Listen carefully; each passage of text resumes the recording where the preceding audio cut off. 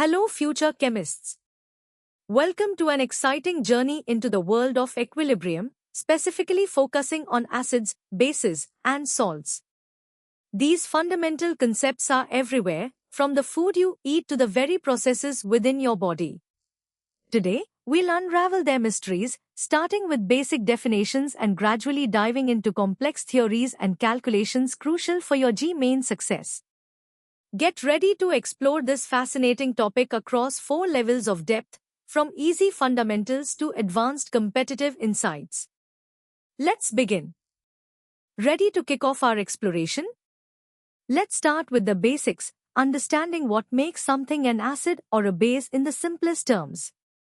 This easy level will build your foundational knowledge. Our first stop is the Arrhenius theory, the earliest definition of acids and bases.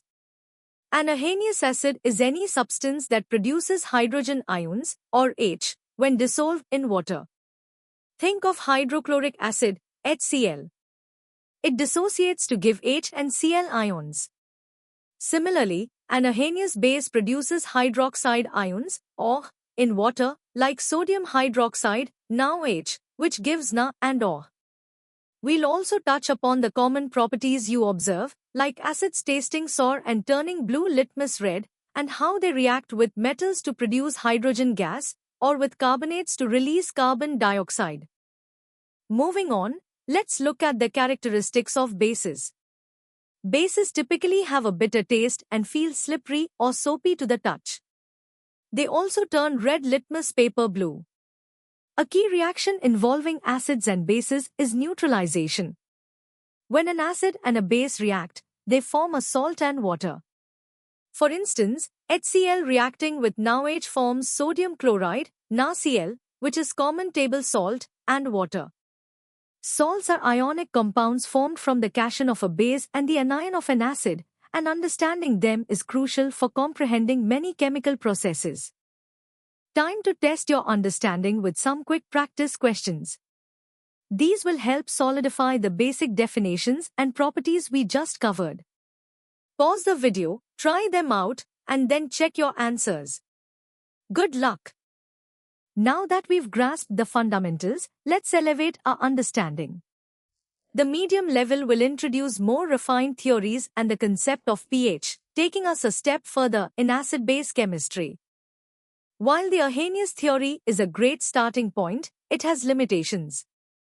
It only applies to aqueous solutions and can't explain why substances like ammonia, NH, are basic without having O, or why carbon dioxide, CO, is acidic without H. This led to the Brensted-Lowry theory, which defines acids as proton donors and bases as proton acceptors. This broader definition allows us to understand acid-base reactions in various solvents, not just water. For example, in water, HCl donates a proton to water, making HCl an acid and water a base. Conversely, ammonia accepts a proton from water, making ammonia a base and water an acid. A key concept in Brensted-Lowry theory is the conjugate acid-base pair. When an acid donates a proton, it forms its conjugate base, and when a base accepts a proton, it forms its conjugate acid. For instance, if HO acts as an acid, its conjugate base is O. If it acts as a base, its conjugate acid is HO. This highlights that some substances, like water, can be amphoteric, meaning they can act as both an acid and a base. We also introduce the pH scale, a logarithmic scale from 0 to 14, which quantifies the acidity or basicity of a solution. A pH below 7 indicates an acidic solution, pH 7 is neutral, and a pH above 7 is basic. Delving deeper into the pH scale, remember that pH equals the negative logarithm of the hydrogen ion concentration, H. There's also pOH, which is the negative logarithm of the hydroxide ion concentration, O, and at 25 degrees Celsius, pH plus pOH always equals 14. We also differentiate between strong and weak acids and bases. Strong acids and bases ionize almost completely in water, like HCl or NaOH, while weak acids and bases, such as acetic acid or ammonia, only partially ionize, establishing an equilibrium. The extent of this partial ionization is quantified by their acid dissociation constant, Ka, or base dissociation constant, kilobyte. It's important to distinguish between the strength of an acid or base, which refers to its degree of ionization, and its concentration, which refers to the amount dissolved. Now, let's practice applying these medium-level concepts.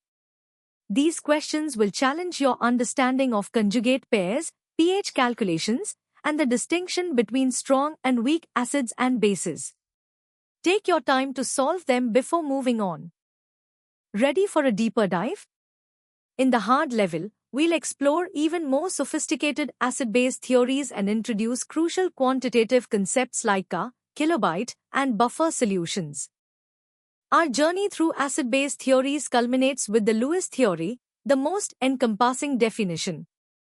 A Lewis acid is an electron pair acceptor, while a Lewis base is an electron pair donor.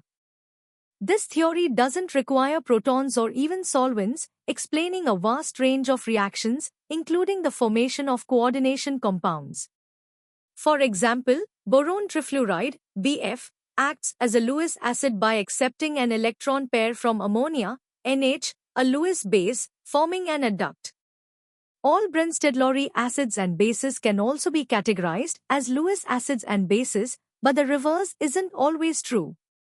We also quantify acid and base strength using dissociation constants, Ka for acids and kilobyte for bases. A larger Ka or kilobyte signifies a stronger acid or base, respectively. We often use pK and pkilobyte, which are the negative logarithms of Ka and kilobyte. A smaller pK or pkilobyte indicates a stronger acid or base. Understanding the ionization of water is fundamental. Water itself undergoes autoionization, producing both HO and O ions. The product of their concentrations, HO, O, is known as the ion product of water, Kw, which is 1.0x10 superscript 1 at 25 degrees Celsius.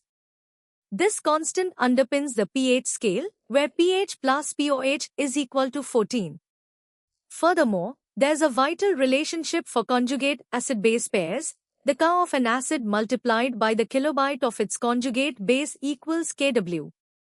This means a stronger acid will have a weaker conjugate base. We then move to the hydrolysis of salts, where ions from a salt react with water to alter the solution's pH.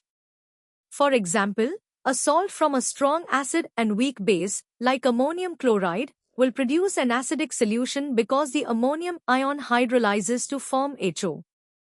Continuing our discussion on salt hydrolysis, understanding the origin of a salt helps predict its solution's pH. Salts formed from a strong acid and strong base, like NaCl, result in neutral solutions as neither ion significantly hydrolyzes. Conversely, salts from a weak acid and strong base, such as sodium acetate, will yield a basic solution due to the acetate ion's hydrolysis, producing O. Finally, we introduce buffer solutions. These are remarkable mixtures, typically of a weak acid and its conjugate base, or a weak base and its conjugate acid.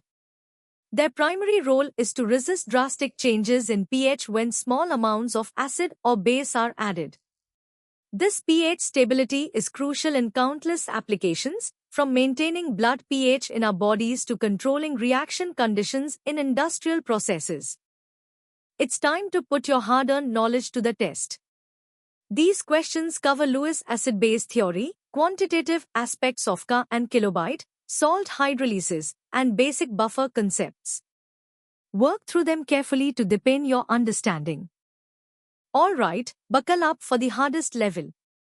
Here, we'll tackle the most challenging aspects of acid-base chemistry, delving into complex calculations, titration curves, polyprotic systems, and real-world applications, preparing you for the toughest G-main questions.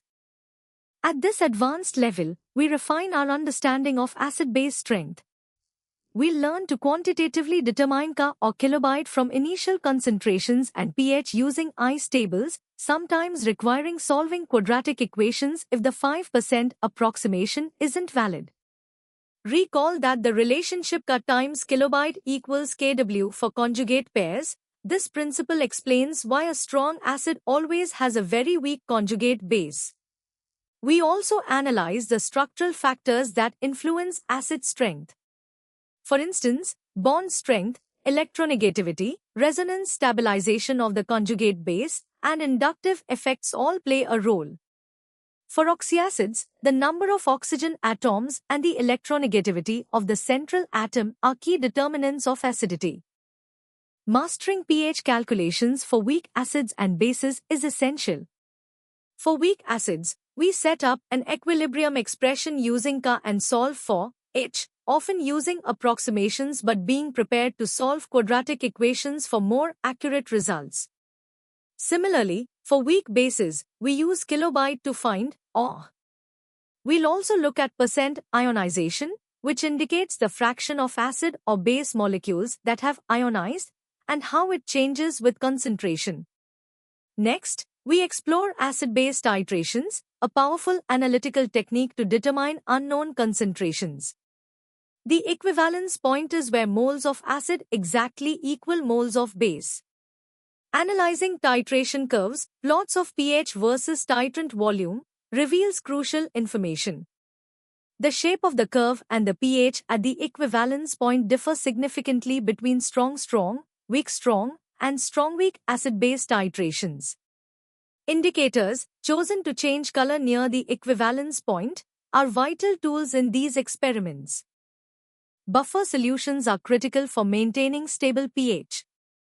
We'll use the Henderson-Hasselbalch equation, pH equals pKa plus the log of the ratio of conjugate base to weak acid concentrations, to calculate buffer pH. We'll also understand buffer capacity, which is the amount of acid or base a buffer can neutralize, and how it's maximized when the concentrations of the weak acid and its conjugate base are roughly equal. Then, we delve into polyprotic acids and bases, which can donate or accept multiple protons in a stepwise manner, each with its own dissociation constant. For example, phosphoric acid, HPO, has 3 Ka values. For pH calculations, the first ionization step is usually the most significant. Finally, we connect these concepts to real-world applications. From environmental issues like acid rain and ocean acidification to industrial processes requiring precise pH control in chemical synthesis, water treatment, and food processing, acid-base chemistry is fundamental to our world. Beyond the core calculations, advanced acid-base chemistry touches upon thermodynamics, understanding why some reactions are more favorable. Solvent effects are crucial, as the acidity or basicity of a substance can change dramatically in different solvents, leading to concepts like leveling and differentiating effects.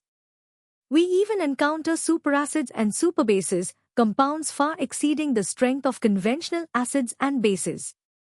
The biological significance of pH is immense, from the precise pH regulation in blood by buffer systems, vital for survival, to the optimal pH ranges required for enzyme activity and cellular functions. In material science, acid-base interactions influence corrosion rates, catalytic activity, and the degradation of materials.